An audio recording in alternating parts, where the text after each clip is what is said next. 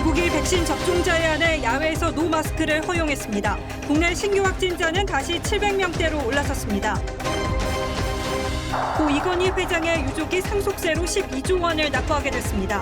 유족은 고인 뜻에 따라 감염병 대응과 어린이 환자 지원에 1조 원을 기부하고 고인 소장 미술품 2만 3천여 점도 기증합니다. 90세를 일기로 작은 별빛이 된 정진석 추기경이 마지막까지 세상의 평화와 행복을 소망했습니다. 마음 주치의로 우리를 위로했던 추기경 선종의 추모 행렬이 이어지고 있습니다. 내일 열리는 검찰총장 후보 추천위에서 차기 검찰총장 후보 최종 3인이 결정됩니다. 기소 위기 속에 수사 심의를 신청한 이성윤 중앙지검장의 수가 일단 통했다는 분석입니다. 가상화폐 거래소를 사칭한 스미싱 메시지가 다시 기승을 부리고 있습니다. 국방장관이 최근 불거진 부실 급식 논란에 고개를 숙였습니다. 국방부는 관리 소홀을 인정했습니다. 아파트 단지 내 택배 차량 출입 금지 조치로 택배기사와 갈등을 빚고 있는 서울의 한 아파트 측이 택배기사 2명을 주거 침입 혐의로 고발했습니다. 택배 노조가 주민 집 앞에 호소문을 돌린 데 따른 겁니다.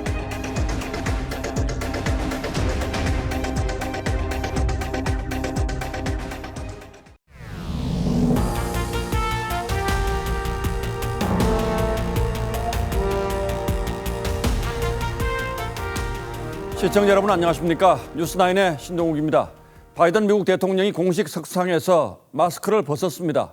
성인 백신 접종률이 40%를 넘기자 미국 정부는 백신 접종자가 야외에서 마스크 벗는 걸 허용했습니다. 백신 접종을 하지 않은 사람도 혼자 또는 가족들과 함께 야외에서 산책할 때 마스크를 쓰지 않아도 됩니다. 물론 사람이 많지 않아야 하고 실내에선 여전히 마스크를 써야 한다는 단서가 있긴 합니다만 방역에 대한 자신감에서 비롯된 이런 조치가 우리로서는 부러울 따름입니다. 백악관은 백신 특허권을 푸는 방안도 처음으로 언급했습니다. 오늘은 성민혁 기자가 먼저 보도합니다. 검은색 마스크를 쓰고 연단에 선 조 바이든 미국 대통령. 곧 마스크를 벗고 백신 접종자는 붐비지 않는 야외에서 마스크를 쓰지 않아도 된다고 선언합니다. Starting today, if you're fully vaccinated and you're outdoors, you need, and not in a big crowd, you no longer need to wear a mask.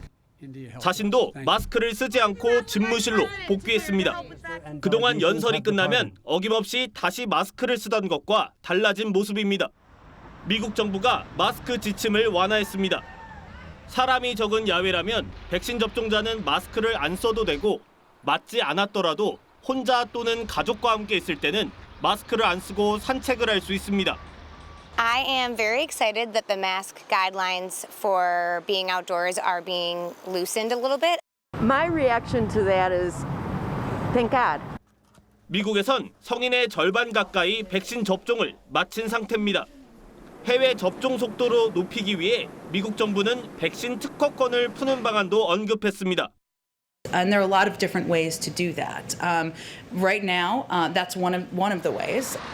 인도와 남아공이 WTO의 특허권 유예를 요청한 지 반년 만입니다. 실현된다면 백신 복제약 생산이 가능해져 전 세계 백신 공급에도 숨통이 트일 전망입니다. 하지만 화이자, 모더나 등 제약사들의 반발이 거세 결정까지는 난항이 예상됩니다. TV조선 성민혁입니다. 자, 이렇게 일상을 회복해가고 있는 미국과 달리 우리는 여전히 4차 유행으로 번질 위기가 계속 이어지고 있습니다. 주말 효과가 사라지면서 신규 확진자가 나흘 만에 다시 700명대로 올라섰습니다. 주 초에 잠시 줄었다가 주 중반부터 확진자가 늘어나는 이런 패턴이 벌써 8주째 반복되고 있습니다. 박상준 기자가 보도합니다. 식당과 술집 등이 밀집해 있는 경기도 수원의 번화가. 김강립 식품의약품안전처장이 한 음식점에 들어가 방역 상황을 둘러보고 있습니다. 어려운 점을 알면서도 쉽게 완화를 못하는 이런 상황이 있다는 점은 좀. 이번 주를 특별 방역 주간으로 정한 정부는 부처별로 유흥시설과 체육시설 등 9개 취약시설의 방역을 점검하고 있습니다. 점검을 통해서 이러한 어떤 이행력을 높이게 된다면 다중이용시설에 대한 어떤 집단 감염도 좀 줄일 수 있다라는 지금 현재의 어떤 판단에 따라서. 하지만 정부 기대와 달리 전국적으로 새 집단 감염만 12건이 잇따르며 신규 환자는 나흘 만에 다시 700명을 훌쩍 넘었습니다. 검사가 줄어든 주말 환자가 줄었다가 주 중반부터 다시 급증하는 패턴은 8주째 반복되고 있습니다. 특히 가족이나 지인 등 개별 접촉을 통한 감염과 감염 경로를 알 수 없는 환자의 비율은 계속 늘고 있습니다. 이 때문에 2주 뒤에는 확진자가 800명을 넘어설 것이라는 전망까지 나왔습니다. 정부는 다음 주부터 적용할 거리 두기 단계를 이르면 금요일 발표합니다. TV조선 박상준입니다. 자, 이제 믿을 건 백신밖에 없다는 사실을 우리 정부도 분명히 인정하기 시작했습니다. 당초 6월로 예정됐던 군 장병 접종을 오늘부터 앞당겨 시작했고 65세 미만 어르신들의 접종도 3분기에서 2분기로 앞당길 예정입니다. 다음 달부터는 접종 완료자의 자가격리도 면제할 계획입니다. 이어서 정은혜 기자가 취재했습니다. 간격을 두고 대기하던 군장병들이 차례차례 백신을 맞습니다. 집단 생활로 감염에 취약했던 장병들의 감회는 남다릅니다. 코로나19 확산으로 불안감이 있었는데 백신을 접종하고 나니 한결 마음이 놓입니다. 아스트라제네카 백신 사용이 30살 이상으로 제한되면서 정부는 장병들과 군무원 12만 6천여 명의 접종 시기를 당초 6월에서 앞당겼는데 65세 이하 일반인들도 2분기로 앞당길 계획입니다. 접종을 독려하고자 다음 달 5일부턴 접종 완료자에게 해외 입국 이후 자가격리 면제 등의 방역 혜택도 줍니다. 환자와 밀접 접촉하더라도 코로나19 검사가 음성이고 증상이 없으면 자가격리를 면제합니다. 정부는 국내 백신 개발도 속도를 내기 위해 수만 명을 대상으로 하는 임상 3상 대신 이미 개발된 백신과 효능을 비교하는 방안을 검토하고 있습니다. 피험자 수가 보통 몇만 명씩 했잖아요. 저희는 최소 4,000명 정도로 할 수 있으니까 비용도 당연히 좀 줄어들지 않을까? 정부는 국내 백신 개발이 성공할 때까지 예산 등을 끝까지 지원한다는 방침입니다. TV조선 정은혜입니다. 그러나 백신 접종의 속도를 내려면 부작용 걱정부터 들어야 합니다. 그런데 백신을 맞은 뒤에 숨지거나 실신했다는 신고는 계속 이어지고 있습니다. 연관성 인정을 그래서 폭넓게 해야 한다는 의료계의 주장이 있습니다만 정부의 첫 보상 결정은 공교롭게도 경증 4건만 인정됐습니다. 황병준 기자가 어떤 환자인지 취재했습니다. 한 노인이 아파트 입구를 향해 걸어갑니다. 90대 여성 A씨가 인근 접종센터에서 화이자 백신을 맞은 뒤 귀가하는 모습입니다. 접종 후 어지러움증을 느낀 A씨는 오후 2시 30분쯤 숨졌습니다. 어지러우셔가지고 앉으셨는데 누우시겠냐고 뭐 따님이 물어봤더니 괜찮다고 하시면서 그냥 앰뷸런스 오기 전에 들어오셨어요. 방역당국은 A씨의 시신을 부검 의뢰하고 백신 접종과의 연관성이 있는지 조사하고 있습니다. 경남에선 그제 50대 경찰국무직 B씨가 아스트라제네카 백신 접종 15분 뒤 실신해 응급실로 이송된 일도 있었습니다. 백신 접종 후 이상 반응 신고는 412건 늘었는데 이 가운데 사망은 6건, 경련 등 중증 반응은 4건입니다. 전체 이상 반응 신고와 사망자 중증 모두 아스트라제네카 백신 접종자가 화이자보다 많습니다. 아스트라제네카의 접종이 기피되는 현상이 나오지 않을까 우려하고 있는 중입니다. 이런 가운데 정부는 처음 연관성이 의심되는 9건의 이상 반응 사례를 심의한 결과 4건에 대해서는 피해 보상을 하기로 결정했습니다. 4건은 모두 경증이고 기각된 5건 중 3건은 염증 반응 등의 중증이었습니다. TV조선 황병준입니다. 고 이건희 삼성전자 회장의 유족이 상속세 납부 계획을 발표했습니다. 유족들은 12조 원에 달하는 천문학적인 납부액을 한꺼번에 마련하기는 어렵다며 나눠서 내는 분할 납부를 선택했습니다. 이건희 회장이 생전에 약속했던 대규모 사회 환원 계획도 실현될 걸로 보입니다. 삼성가가 이 엄청난 상속세 재원을 어떻게 마련할 것으로 보이는지 먼저 이상배 기자의 취재 내용부터 전하겠습니다. 삼성이 밝힌 고 이건희 회장의 유산은 미술품을 포함해 대략 26조 원에 이릅니다. 유족들이 내야 하는 상속세만 12조 원이 넘는 규모로 국내 상속세 세입 규모의 4배에 달하는 금액입니다. 납부 방식은 예상대로 6차례에 걸쳐 나눠내는 분할 납부를 선택했습니다. 우선 이번 달 말까지 납부해야 할 2조 원의 상속세는 유족들의 예금 등 개인 자산과 배당금, 신용대출 등으로 조달할 계획입니다. 유족들은 역대 최대 규모의 상속세 세금 납부는 국민의 당연한 의무로 마땅히 해야 할 일이라고 밝혔습니다. 지배구조가 좀 불확실성이 있었는데 이제 그 부분이 일단은 뭐 가장 큰 부분이 해결되는 요번 뭐 모멘트가 된 거죠. 1조 원대 사회 환원 계획도 밝혔습니다. 우선 고 이 회장의 사재 7천억 원을 감염병 대응에 기부하기로 했습니다. 이 가운데 5천억 원은 감염병 전문병원 건립에 사용됩니다. 고인이 평소 관심이 컸던 소아암과 희귀질환 어린이 지원에는 3천억 원을 기부하기로 했습니다. 다만 이건희 회장 명의의 주식 배분 내역에 대해선 삼성 측이 이날 공개하지 않았습니다. TV조선 이상매입니다. 삼성 일가는 이건희 컬렉션으로 불리는 미술품도 대거 나라에 기증했습니다. 교과서에서나 보던 문화재를 포함해서 총 2만 3천여 점이 국민품에 안긴 겁니다. 이 작품들은 오는 6월부터 차례로 공개될 예정이라고 하는데 어떤 작품들이 있는지 오현주 기자가 먼저 들여다봤습니다. 비에 젖은 인왕산 절경을 담아낸 인왕제색도, 조선 후기 화가 정선이 그린 국보 제216호로 이건희 컬렉션 가운데 최고 걸작으로 꼽힙니다. 단원 김홍도의 마지막 그림인 추성부도까지. 고 이건희 회장이 소장한 문화재 60건을 포함한 2만 1,600여 점이 국립중앙박물관에 기증됩니다. 저희가 많은 유물이 있습니다만은 조금 아쉬운 점이 있었는데 이번 기증을 통해서 그렇게 약간 부족하고 아쉬운 점이 많이 보완이 됐다는 거에 큰 뜻을 갖고 있습니다. 이중섭의 황소, 김환기의 여인들과 항아리, 모네의 수련이 있는 연못 등 세계적 거장의 근현대 미술 작품 1,400여 점은 국립현대미술관으로 이전됩니다. 개관 이래 역대 최대 규모의 기증입니다. 삼성가가 기증한 미술품은 총 2만 3천여 점으로 감정가 3조 원대, 시가로는 10조 원대로 추정됩니다. 미술계는 가격으로 평할 수 없을 보물이라며 반색합니다. 이번 기증을 토대로 해서 소위 문화보국 또 문화선진국으로 가는 계기 내지는 모티브를 제공했다. 국립중앙박물관은 오는 6월부터, 국립현대미술관은 8월부터 차례로 상시 혹은 특별전을 통해 국민에 공개하기로 했습니다. TV조선 오현주입니다.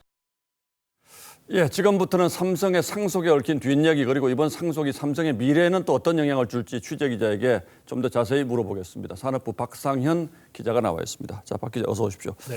자, 일단 1조 원대 사회 환원이 눈에 띄는데 이건 어떤 배경에서 이루어진 겁니까? 좀 간단하게 말하자면 결국은 고 이건희 회장의 약속이 13년 만에 지켜졌다. 좀 이렇게 볼 수 있습니다. 13년 만이요? 네. 바로 지난 2008년이었죠. 이제 삼성 특검 당시에 이 회장은 사회 환원을 이미 약속한 바가 있습니다. 특히 이번에 발표한 감염병 예방에 7천억 원의 기부를 하기로 했다. 이런 점을 두고서는 사회 공헌에 대한 생전에 이제 고인의 의지를 유족들이 실현한 거 아니냐 이런 평가까지 나오고 있습니다. 자, 일단 상속세는 나눠서 내는데 이달 말입니까? 이달 말까지 2조 원 내야 되는 거죠? 네, 그렇습니다. 이거 어떻게 마련합니까? 그러니까 그 부분이 가장 문제긴 한데 아무리 이제 삼성가라고 해도 당장 이제 하늘에서 현금이 떨어지지 않는 이상 이 2조 원이라는 돈 정말 거금이죠. 특히 올해 이제 삼성 일가가 받은 배당금이 총 1조 3천억 원 정도 됩니다. 예. 이 돈을 다 쏟아 부어도 아직은 7천억 원이 모자란 상황입니다. 그래서 선택한 게 바로 삼성이 금융권 대출을 좀 선택했습니다. 이게 어느 은행에서 돈 빌릴지도 참 화제가 될 것 같은데 총액 대출 금액은 얼마나 될까요? 네, 현재까지 이게 취재한 바로는 이제 은행 대출은 총 5천억 원 정도를 생각하고 있는 걸로 알려졌습니다. 그렇게 돼도 나머지 2천억 원이 남는데 이 돈은 예금이나 개인 재산을 충당해서 좀 내겠다 이런 계획입니다. 예, 이렇게 몇 년을 계속 내야 할 텐데 이렇게 계속하긴 어렵지 않겠습니까? 그렇습니다. 이번에 같은 경우는 이제 삼성전자가 특별 배당을 했기 때문에 좀 배당금이 많았고요. 이렇게 되기 때문에 앞으로는 이제 가지고 있는 주식을 팔아서 이 나머지 상속세를 내야 되는 그런 상황이 발생할 수도 있습니다. 그렇다면 이건희 회장이 보유한 주식들을 이제 유족들이 어떻게 나눌지 이것도 관심인데 정해졌습니까? 네, 맞습니다. 오늘 발표에서도 사실은 그게 가장 큰 관심이었죠. 일단 이 회장이 보유한 주식 자체가 19조 원이니까요. 근데 일단 상한선은 일단 삼성 같은 경우는 2조 원의 상속세를 낸 다음에 주식 배분을 어떻게 할지를 결정해서 추후에 공시를 할 것으로 좀 보입니다. 자, 뭐 구체적인 배분 비율은 이제 좀 더 지켜봐야겠습니다만 결국은 이재용 부회장에게 좀 힘을 실어주는 방향 이렇게 되지 않겠습니까? 아무래도 그런 쪽에 좀 무게가 실리고 있습니다. 이제 현재 이제 삼성의 지배 구조를 좀 보게 되면은 이재용 부회장 여기서 삼성물산 다시 삼성생명 그리고 삼성전자 이렇게 이어지는 구조입니다. 예. 근데 이 부회장의 이제 삼성물산 지분은 17%이기 때문에 달하기 때문에 하지만 삼성전자와 삼성생명 이 두 회사의 지분은 각각 1% 미만입니다. 결국은 이 부회장이 이제 이건희 회장의 삼성전자 주식을 모두 받고 이 삼성생명 지분을 가족 4명이 좀 나눠 갖는 방안이 거론되고 있습니다. 근데 이렇게 될 경우에는 결국 부동산 등 이제 나머지 재산을 이 부회장이 포기하는 거 아니냐 이런 가능성도 나옵니다. 예, 이재용 부회장이 당분간 이제 옥중 경영해야 한다는 것도 삼성으로서는 부담인데 최근 경제 5단체가 이제 사면 건의했잖아요. 네. 그리고 여론조사 보면 국민들도 상당히 많은 분들이 이재용 부회장 사면해줬으면 좋겠다 이런 얘기들을 하는데 실제로 이 사면은 가능한 얘기입니까? 그럼 결론부터 말씀드리면 좀 당장은 좀 힘들어 보입니다. 이제 어제는 청와대가 얘기를 했고요. 오늘은 특히 이제 박범계 법무부 장관이 사면을 검토한 적이 없다 이렇게 못을 박았습니다. 결국 당분간은 삼성이 이재용 없는 이 체제로 이 거대 기업 삼성을 어떻게 이끌어 갈 것인가 이게 관건이 되겠군요. 그렇죠. 아무래도 삼성에게도 지금 그러한 말씀하신 부분이 가장 큰 리스크입니다. 이제 한 예를 들었을 때 지난달이었죠. 바이든 대통령이 삼성 등 글로벌 반도체 업체 대표들과 회의를 했었는데 그때 당시에도 이 부회장은 참석하지 못했습니다. 물론 이제 구속 상태가 아니더라도 참석은 할지 못할지는 알 수 없는 거였지만 현재 같은 경우에 이제 바이든 행정부가 삼성의 투자를 압박하는 상황을 이제 타개할 방법을 아무래도 옥중보다는 자신의 이제 사무실에서 하는 게 좀 더 낫다고 이렇게 볼 수 있는 거죠. 예. 여기에 이제 올해 초 이제 3년 안에 의미 있는 M&A를 하겠다 이런 구상을 밝힌 것 역시 결국에는 옥중에 있는 이 부회장의 결정에 달려 있게 됩니다. 여기에 요즘 이제 더군다나 글로벌 반도체 경쟁이 이렇게 치열해진 상황에서 과연 명확한 결정이 나올 수 있는 거냐 이러한 부분에 대해서는 좀 더 지켜봐야 될 것 같습니다. 예, 물론 뭐 이러한 문제들 삼성이 자초한 측면이 큽니다만 첩첩산중이군요. 네. 예, 박상현 기자 잘 들었습니다. 네.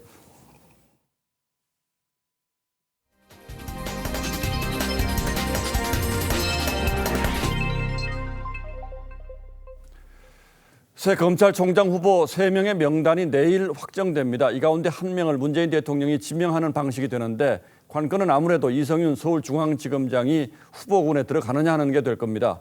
김호수 전 차관 역시 같은 사건으로 서면 조사를 받은 것으로 확인됐는데 박범계 법무장관은 수사를 받는 것과 검찰총장이 되는 건 별개라는 취지로 일단 방어막을 쳤습니다. 주원진 기자가 취재했습니다.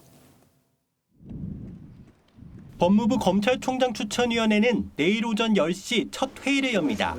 후보 14명 가운데 검증 동의를 철회한 한동훈 검사장을 제외하고 13명이 심사 대상에 오릅니다. 추천위가 3명 이상을 후보자로 정하면 박범계 장관은 이 가운데 1명을 문재인 대통령에게 최종 후보로 제청합니다. 관심은 피의자 신분인 이성윤 중앙지검장이 후보자 3명 안에 들어갈지 그리고 최종 후보가 될지입니다. 이 지검장은 김학의 전 차관 불법 출국 금지 사건에서 수사 외압 혐의로 수사심의 소집을 앞두고 있습니다.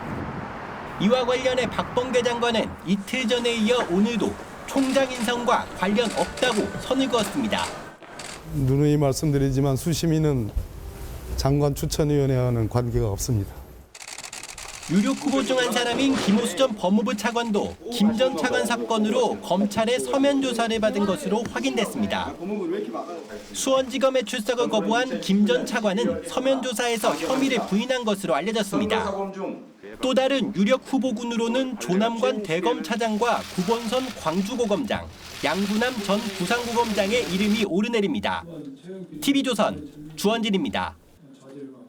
지난 3월 초 검찰총장직에서 물러난 뒤 경제안보 분야 공부를 하면서 사실상 대권 수업에 나선 것으로 보이는 윤석열 전 총장의 정계 등판이 가까워 오면서 여야 정치권에서 경계와 견제의 목소리가 나오기 시작했습니다.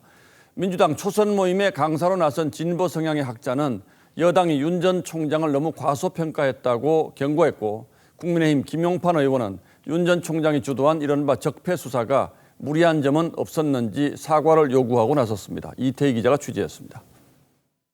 보자. 민주당 초선 의원 모임의 강연자로 나선 안병진 경희대 교수는 윤석열 전 검찰총장에 대해 생각보다 내공이 있다고 평가했습니다.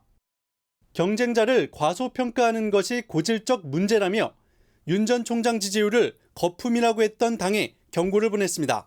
분명히 이거는 거품이 될 것이다 이렇게 생각합니다. 지지에 대해 거품이 저는 빠질 거라고 이렇게 전망을 감히 합니다. 안 교수는 제발 김어준 씨한테 부탁하는데 자제를 좀 해달라며 강성 지지층에도 주의를 당부했습니다. 윤 전 총장 영입에 힘을 기울여온 국민의힘 내에서는 처음으로 윤 전 총장에 대한 공개 비판이 나왔습니다. 경찰 출신 김용판 의원은 윤 전 총장이 정권 교체에 기대를 높여주는 소중한 우파 자산이라면서도 일부 적폐 수사에 대한 사과를 요구했습니다. 김 의원은 국정원 댓글 사건 축소 은폐 혐의로 기소됐지만 무죄 확정 판결을 받았고 윤 전 총장은 당시 수사팀장이었습니다. 검찰만이 정의와 공정의 독점자란 의식하에 무리하게 밀어붙인 경우는 없었는지. 국민의힘 내에선 당내 대선 후보를 키워야 한다는 자강론도 제기되고 있습니다. TV조선 이태희입니다.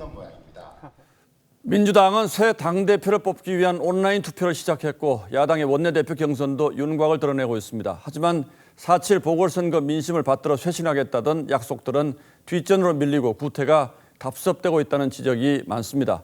어쨌든 이번 여야 당권의 향배는 내년 대선과도 직결되기 때문에 정치적 의미가 적지 않습니다. 그 의미를 조정린 기자가 설명하겠습니다.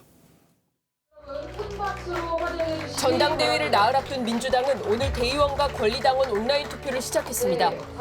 투표를 앞두고 쇄신과 변화를 강조했던 당권 주자들의 목소리는 정체성을 강조하는 걸로 바뀌었습니다.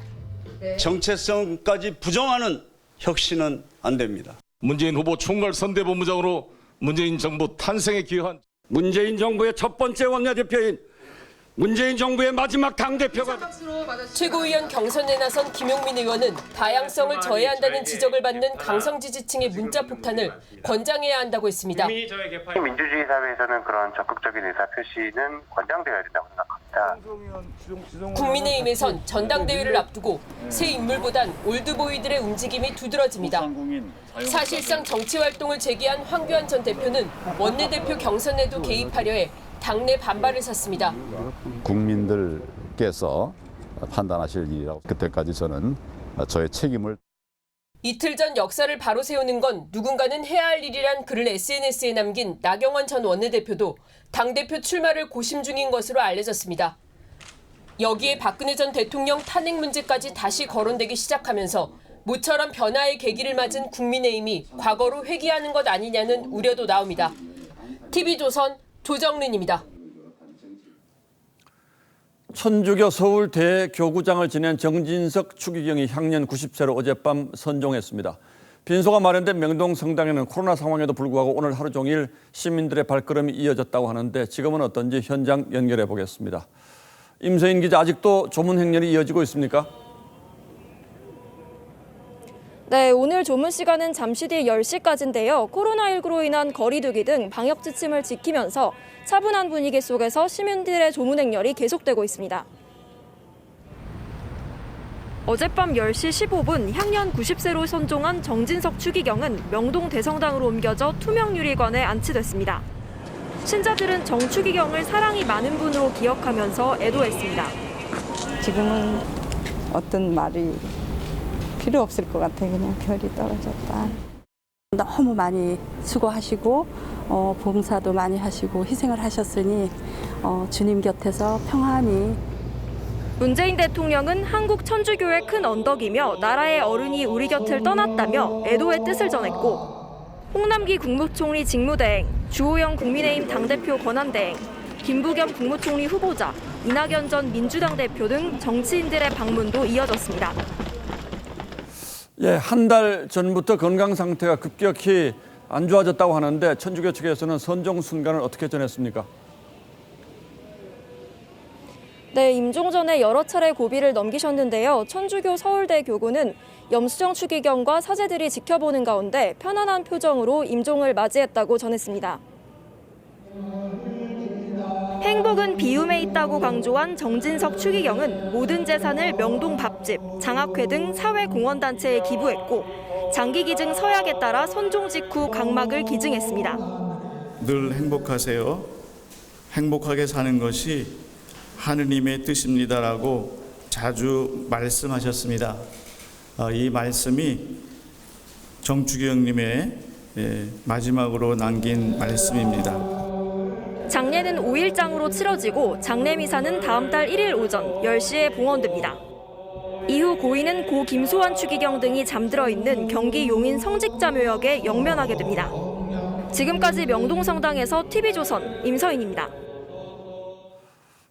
정진석 추기경은 마지막 순간까지 모든 것을 나누며 사랑을 베풀고 떠났습니다. 바지 한 벌을 18년간 입을 만큼 청빈한 삶으로 잘 알려져 있고 자신을 초대할 형편이 못 되는 사람들이 눈에 밟혀 그 흔한 식사 초대에도 응하지 않았다고 합니다. 오늘의 포커스는 정진석 추기경의 90년 삶에 맞춰보겠습니다. 나무 묵주 하나 손에 쥐고 두 손을 포갠 채 잠들어 있는 대한민국의 추기경 정진석 니콜라오.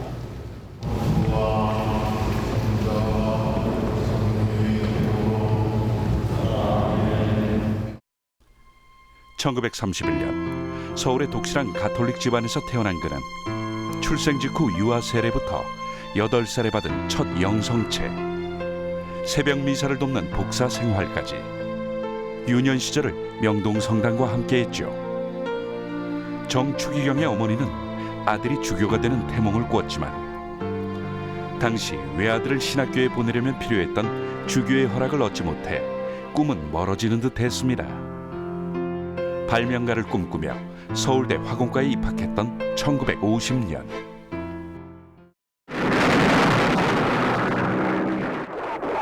(6.25) 전쟁이 그의 인생을 바꿔놨죠. 눈앞에서 친척 동생이 포탄에 맞아 숨지는 등 전쟁 앞에서 죽음과 삶이 엇갈리는 참상을 목격한 뒤 사제의 길로 돌아섰습니다. 하느님께서 내가 신에게 안 갈 수 없도록 1970년 어머니의 태몽대로 주교 서품을 받으며 만 39살에 최연소 주교의 기록을 썼고 1998년 김소환 추기경의 후임으로 서울대교구장에 2006년에는 우리나라 두 번째 추기경에 서임됐습니다.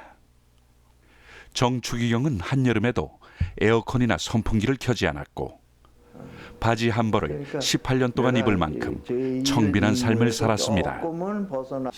신도들의 식사 초대도 모두 거절한 채 늘 교구내에서 식사해 외식 안 한다는 평이 생길 정도였죠.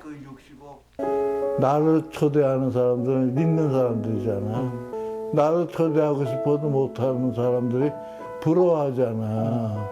그 부러워할 사람들이 먼저 생각이 나더라고.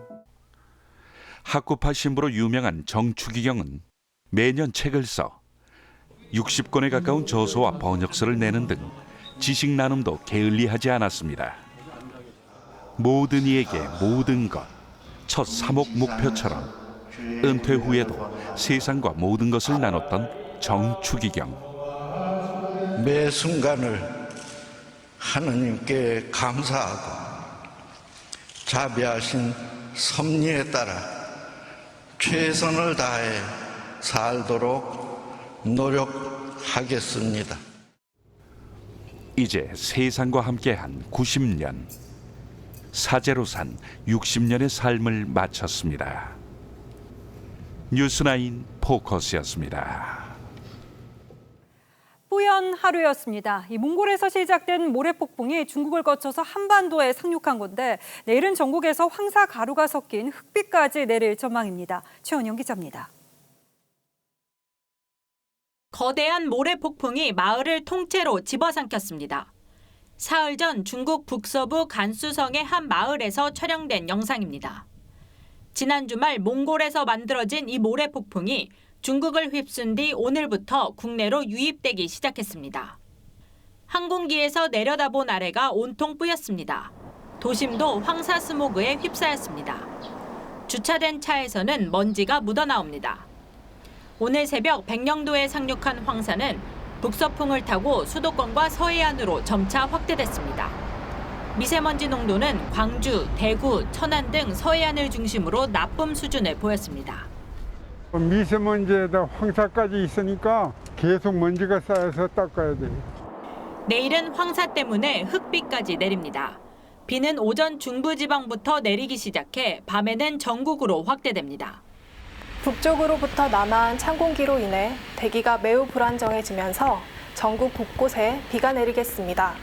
오후에는 돌풍과 함께 천둥 번개가 치는 곳도 있겠습니다. 기상청은 강원도와 충북 북부, 경북, 경남 일부 지역에서는 우박이 떨어질 수 있으니 시설물과 농작물 피해에 주의해달라고 당부했습니다. TV조선 최은행입니다. 3, 4년 전 코인 광풍 이후에 자취를 감췄던 가상화폐 거래소를 사칭한 스미싱 메시지가 다시 활개를 치고 있습니다. 문자 메시지에 적힌 이 거래소에 접속을 해서 개인정보를 입력하는 순간 가상화폐를 모두 날릴 수도 있습니다. 이대영 기자가 취재했습니다. 가상화폐 투자자들에게 온 문자 메시지입니다.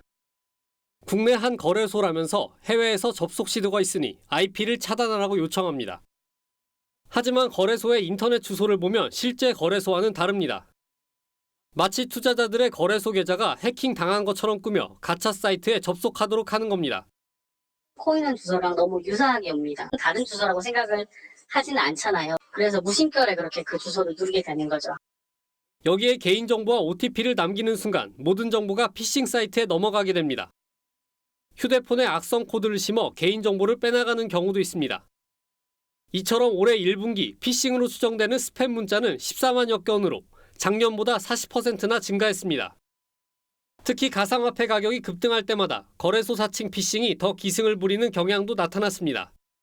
근래 들어서 갑자기 이제 폭발적으로 증가한 이유는 그 코인 열풍으로 인해서 거래소 사칭을 주요 원인으로 보고 있고요.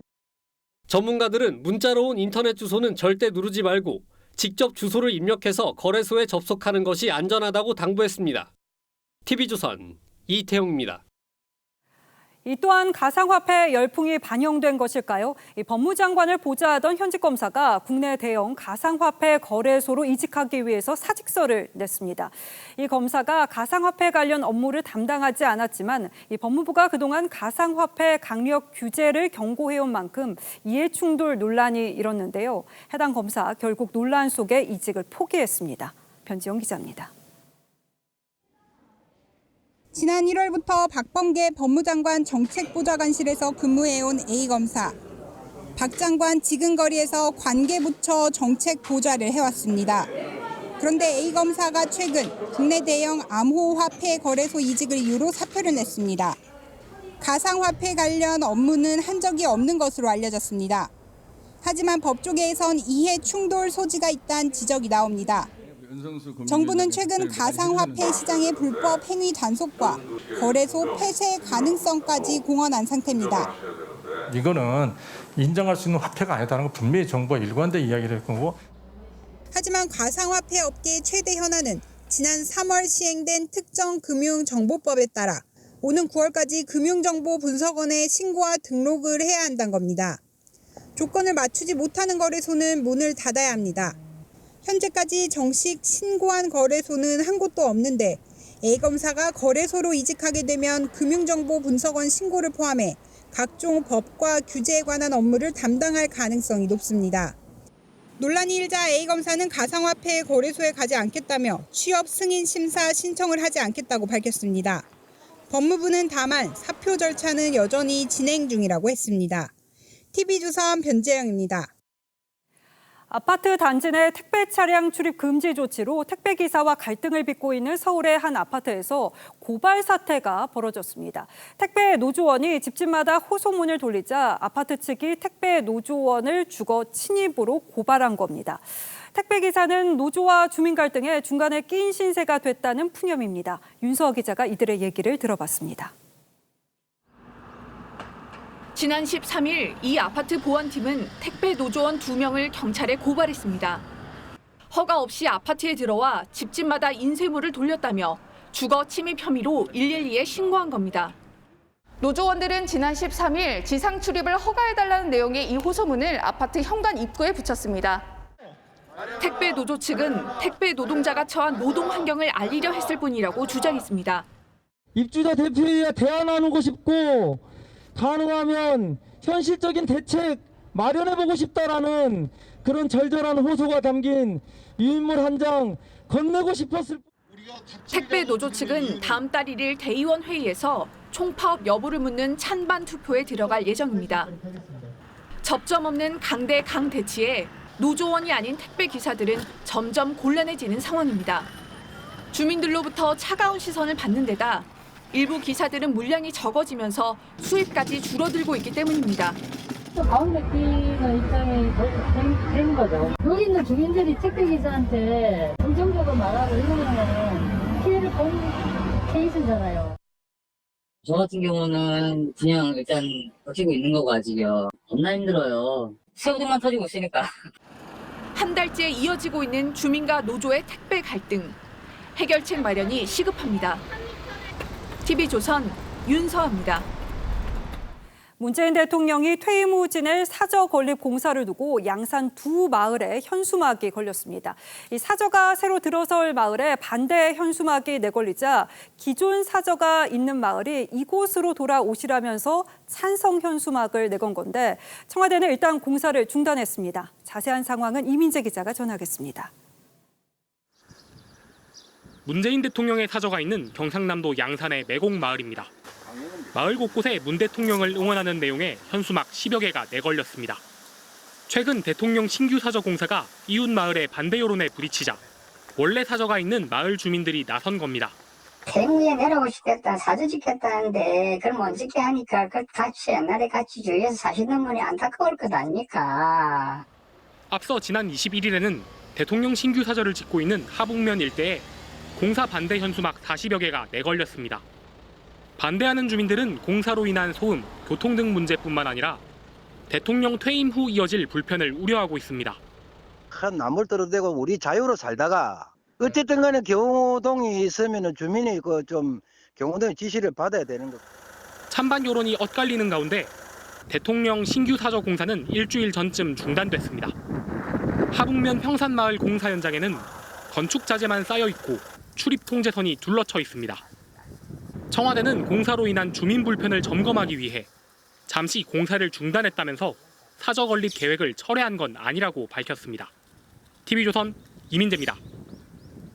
올해 아파트 공시가격이 큰 폭으로 상승하면서 어느 정도 예상됐던 일입니다만 이 가격을 조정해달라는 이의 신청이 5만 건에 육박한 것으로 집계됐습니다. 작년보다 30% 넘게 늘어난 건데요. 특히 공시가가 70% 오른 세종시에서 이의 신청 건수가 폭증했습니다. 지선호 기자입니다. 올해 평균 공시가격이 70% 상승한 세종시. 보유세의 기준이 되는 공시가가 큰 폭으로 오르자 단지별로 집단 이의 신청 움직임이 있었습니다. 처음이라서 공시가가 좀 많이 올라가지고 좀 예외이 좀 많네요. 주민들이 자꾸 막 민다고 택배에 그래가지고 뭐 시작이. 정부가 3월 중순부터 3주 동안 이의 신청을 받은 결과 세종시는 4천여 건이 접수됐습니다. 지난해 270건에서 15배 폭증한 겁니다. 전국적으로는 지난해보다 30% 늘어난 4만 9천여 건이 집계됐는데 14년 만에 최대치입니다. 하지만 조정 건수는 2,485건, 5%에 그쳤습니다. 통계 통과해서 그러면 저희는 가격이 정상적이다 그런 건 하나 받은 게. 올해 공시가 현실화율은 70%. 보유세 급증으로 민심이 들끓자 정치권에서는 조정 필요성을 제기하고 있지만 정부는 예정대로 2030년까지 90%를 목표로 올리겠다는 입장입니다. 정부가 인위적으로 통계를 하든지 아니면 정부가 인위적으로 조작할 수가 없는 문제고요. 정부는 묻지마 공시가라는 비판에 산정 기초 자료는 공개했지만 공시가를 어떻게 계산했는지는 설명하지 않았습니다. 아파트 공시 가격은 추가 이의 신청을 받아 6월 25일 확정됩니다. TV조선 지선호입니다. 예, 다음 뉴스입니다. 오늘 천대엽 대법관 후보자를 시작으로 본격적인 인사청문 정국이 시작되었습니다. 야당은 오늘 청문회에서 김명수 대법원장의 거짓말과 편향 인사가 사법부 신뢰를 추락시키고 있다고 강하게 비판했고 여당은 야당의 대법원 앞 시위가 사법부의 독립성을 훼손했다며 맞불을 놨습니다. 이채림 기자가 취재했습니다. 국민의힘은 청문회 시작부터 김명수 대법원장의 거짓말에 대한 입장을 집중적으로 물었습니다. 김명수 대법원장의 거짓말이 사법부의 신뢰를 굉장히 깎아내리고 있습니다. 천대엽 후보자는 하나의 원인이 될 수 있겠다면서도 사퇴 주장엔 유보적 태도를 보였습니다. 사과가 충분한지 아닌지 또 그런 조치가 필요한지 아닌지 하는 것은 본인의 퇴임 후에 어떤 평가가 있을 것으로. 여당이 탄핵 소추안까지 밀어붙인 임성근 부장판사의 사표를 김 대법원장이 반려한 것에 대해서도 예외적이라고 인정했습니다. 야당은 김 대법원장의 편향적 인사가 사법부 불신을 초래했다고도 비판했습니다. 특정 연구회 출신의 판사들이 요직에 배치되는 그런 코드 인사. 반면 민주당은 국민의힘이 대법원 앞 시위로 사법부 독립을 해쳤다고 반박했습니다. 본인의 정치적 목적을 달성하기 위한 정치 쇼를 한 게 아니냐. 야, 김명수 내려 뭐 이렇게 한 것처럼 나오고 그러기 때문에. 천 후보자는 세금 체납과 압류 사실에 대해 허위 답변을 했단 야당 지적에 송구하다고 사과했습니다. TV조선 이채리입니다. 오늘 국회에 나온 서욱 국방장관은 천안함 폭침은 북한의 소행이라고 분명히 밝혔습니다. 최근 불거진 군 부실 식단 논란에 대해서는 책임을 통감한다며 사과했습니다. 차정성 기자가 보도합니다. 깍두기 두 쪽에 부추가 전부인 식단. 또 다른 부대 식단은 김치와 애호박, 김이 전부였습니다. 1,000원짜리 생일빵까지 공개되면서 국회 국방위에선 여야를 불문하고 부실 급식을 질타했습니다. 그런 헌신하는 분들을 이따구로 대우하는 나라가 별로 없을 것 같아요. 북한도 그보다 잘해줘. 문재인 정부 들어 장병 봉급은 182% 인상하면서도 급식 단가는 17.5% 인상에 그친 걸 지적하기도 했습니다. 문재인 정부의 국방을 보는 포퓰리즘이다, 나는 그렇게 보는 거예요. 세끼에 만원 또 되지 않는 이런 식사비를. 부실급식 사진을 제보한 장병들의 징계 문제도 도마 위에 올랐습니다.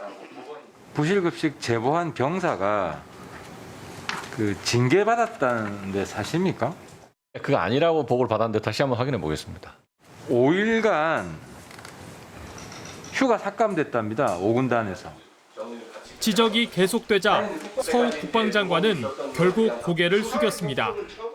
급식 부실, 열악한 시설 제공, 이병장정 기본권 보장 미흡 등 국민 여러분께 큰 심려를 끼쳐드리게 되어 국방부 장관으로서 무거운 책임을 통감합니다.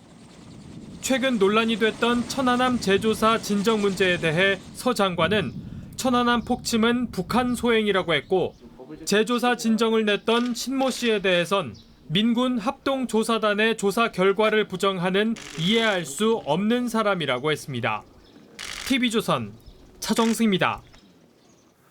우리 군은 세계 최강의 공격 헬기인 아파트 헬리콥터 36대를 4년 전 미국에서 들여와서 전력화했습니다. 한 대당 가격이 450억 원, 총 2조 원이 투입됐는데 지난 2018년 남북 정상회담과 9.19 군사 합의 이후에 이 아파치 헬기의 사격 훈련이 그 이전에 절반 이하로 줄었답니다. 야당은 북한 눈치 보느라고 첨단 무기를 들여오고도 제대로 훈련도 못하고 있다고 지적했습니다. 윤동빈 기자입니다. 전차 킬러로 불리는 아파치 헬기가 공대지 미사일을 목표물에 정확히 명중시킵니다. 지옥불을 발사한다는 뜻의 헬파이어 미사일은 단 한 발로 북한 주력 전차를 무력화시킬 수 있습니다. 헬기 한 대에 헬파이어 미사일 16발이 탑재돼 육군이 운용 중인 36대면 북한 전차 500여 대를 한 번에 상대할 수 있습니다. 군은 2028년까지 추가로 36대를 구입할 계획입니다. 하지만 2018년 남북 정상회담과 9.19 군사합의 이후 훈련 횟수는 눈에 띄게 줄었습니다. 2017년 13회, 2018년 12회였던 아파치 사격 훈련은 재작년 6회, 작년 5회로 반토막이 났습니다. 올해는 지난달 한 차례가 전부입니다. 군은 2019년 이후 산불 위험과 코로나 상황으로 훈련이 줄긴 했지만 연간 4회 이상 사격한다는 지침은 지키고 있다고 했습니다. 하지만 야당에선 북한을 의식해 사격 훈련을 최소화한 것 아니냐고 비판했습니다. 9.19 합의 이후에 북한 눈치 보기를 하느라고 훈련을 대폭 줄였다. 훈련도 안 할 헬기는 자꾸 사면 뭐합니까? TV조선 윤동빈입니다. 이집트 나일강 삼각주 지역에서 선사시대에 매장한 것으로 추정되는 무덤이 무더기로 발굴됐습니다. 오래된 건 기원전 6,000년, 그러니까 지금으로부터 8,000년 전 무렵으로 추정됩니다. 시대마다 무덤 모양이 달랐는데 자세한 내용은 이유진 기자가 설명합니다. 타원형 모양의 작은 무덤 안에 쪼그린 자세로 누운 유골이 보입니다. 직사각형 무덤에선 유골이 토기와 함께 발견됐습니다. 이집트 북부 나일강 삼각주 지역의 쿠말칼레안 유적지 모래 속에서 발굴된 무덤은 모두 110기. 시대도 형태도 다양합니다. 기원전 6,000년, 약 8,000년 전에 매장된 것으로 추정되는 타원형 무덤이 68기로 가장 많았고 기원전 1700년대 것으로 보이는 직사각형 무덤도 17기 나왔습니다. 어린아이의 관으로 추정되는 도자기, 무늬가 새겨진 화장통 등도 출토됐습니다. 시기마다 그 양식이 달라 고고학적 가치가 큽니다. 이달 초에는 3,000년 전에 번성했던 전설의 황금 도시가 모래 속에서 발견됐습니다. As many Egyptologists stated that this city is the most important discovery after the discovery of the tomb of Tutankhamun. 반지 같은 보석류부터 도자기 등 일상 생활 용품까지 출토돼 가장 부유했던 시절 고대 이집트에 살았던 일반인들의 삶을 잘 보여준다는 평가를 받습니다. TV조선 이유진입니다. 이제 석 달 남짓 남은 도쿄올림픽에서 축구대표팀을 이끌 김학범 감독이 손흥민도 와일드카드 예비 후보 11명에 들어가 있다면서 대표팀 청사진을 공개했습니다. 장동욱 기자입니다. 프랑스와 멕시코 등 난적을 피해 최상의 조에 속한 올림픽 축구대표팀. 하지만 김학범 감독은 약체 뉴질랜드를 뺀 치열한 3파전을 예상했습니다. 더 부담되는 거죠. 야, 조편성 잘 걸렸다 그러는데 나는 안 그렇거든. 다 이겨야 돼. 손흥민과 황의조 등 와일드카드 11명이 포함된 50명의 예비 명단 중에서도 후배들을 이끌 3명의 와일드카드 선택에 고민이 깊습니다. 여러분들 궁금하시면 손흥민이도 들어가 있습니다. 더 다른 자리가 급할 수가 있거든요. 사실 와일드카드는 진짜 필요한 자리에 쓰는 거기 때문에 도움이 되는 선수만 데리고 가겠다는 원칙 속에 A대표팀 월반 선수들에 대한 따끔한 충고도 잊지 않았습니다. 지금 A대표팀에 왔다 갔다 하는 선수들이 기량이 굉장히 떨어져 있어요. 안 된다고 생각할 땐 저는 가차없이 뽑지 않을 생각입니다. 당장 숙제는 6월 A매치 기간 평가전. 제대로 예방주사를 맞아야 한다면서 격리기간 축소 등의 정부 협조를 요청했습니다. 센 팀 무조건 강한 팀으로 불러달라 그러거든요. 2주 격리해야 된다 그러면 아무것도 할 수가 없어요. 2주 격리하고 우리나라에 들어올 수 있는 팀이 없거든요. 담금질의 목표는 단 하나, 메달입니다. 축구는 도전입니다. 메달 색깔이 뭐든지 간에 뭐든지 하나는 가져와야 되겠다. 첫 경기인 뉴질랜드전까지 이제 85일. 김학범호의 여정은 벌써 시작됐습니다. TV조선 장동입니다.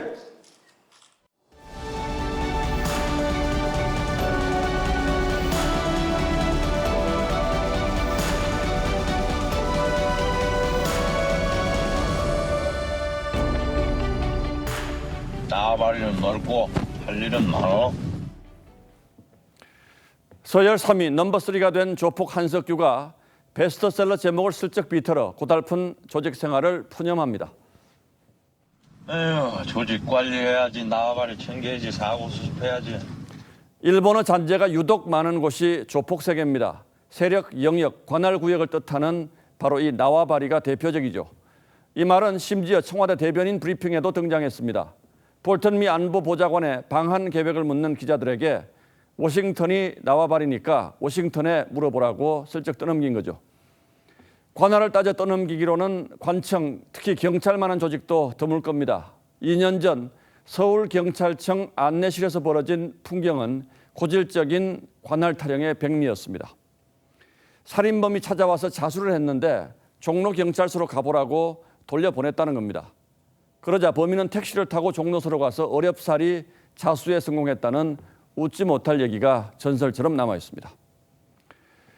가상화폐를 둘러싼 혼돈과 불안으로 나라가 뒤숭숭한데도 정부는 소관부처조차 정하지 못한 채 우왕좌왕하고 있습니다. 고위 당정청 협의회를 열어서 금융위원회에 맡기는 방안을 논의했지만 금융위가 우리 담당이 아니라고 난색을 표시했다고 합니다. 골치는 아프고 생색은 나지 않고 책임질 일만 잔뜩 생기는 이런 일에 누군들 앞장서고 싶겠습니까만 그래도 나라가 이래서는 곤란할 겁니다. 가상화폐 광풍에 고등학생까지 휩쓸렸던 게 벌써 4년 전입니다. 대통령 직속 4차 산업혁명위원회가 정부에게 암호자산의 법적 지위를 조속히 마련하라고 권고한 것이 벌써 재작년이었습니다. 그런데도 정부는 여전히 화폐가 아니라며 유령자산 취급을 하고 있습니다. 그래서 금융위도 금융상품도 아닌데 어떻게 맞느냐고 버티는 것이죠. 그렇듯 정부는 코스피보다 더 부풀어 오른 가상화폐 시장을 규제도 보호도 하지 않은 채 제도권 밖에 방치하고 있습니다. 한마디로 우리 관할 구역이 아니라는 겁니다. 그러면서도 또 세금은 매기겠다니 참 대단합니다. 대선표, 특히 2030표를 의식한 여당은 뒤늦게 가상화폐 법제화에 나섰습니다. 금융위원장을 공격하며 투자자 보호를 외치고 있습니다. 당정이 이렇게 딴소리를 하며 자중질환에 빠진 사이에 피해는 속출하고 불법, 편법이 기승을 부리고 있습니다. 이럴 때 절실한 것이 대통령의 리더십이겠습니다만 그걸 기대하긴 이미 너무 늦은 듯합니다. 4월 28일 앵커의 시선은 가상화폐를 부탁해였습니다.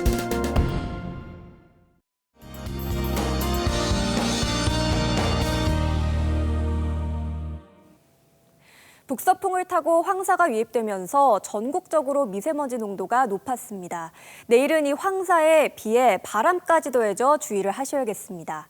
지금은 황사가 점차 남쪽으로 이동하고 있는데요. 충청 이남 지역은 내일까지 영향을 받겠습니다.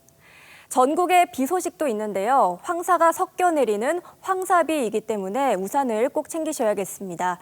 강수량은 동쪽 지역으로 집중되겠는데요. 최고 40mm의 비가 소나기 형태로 내리겠고 일부 지역은 우박이 섞여서 내리는 곳도 있겠습니다. 내일 오후부터는 해안가와 일부 내륙 지역을 중심으로 바람도 강하게 불겠습니다.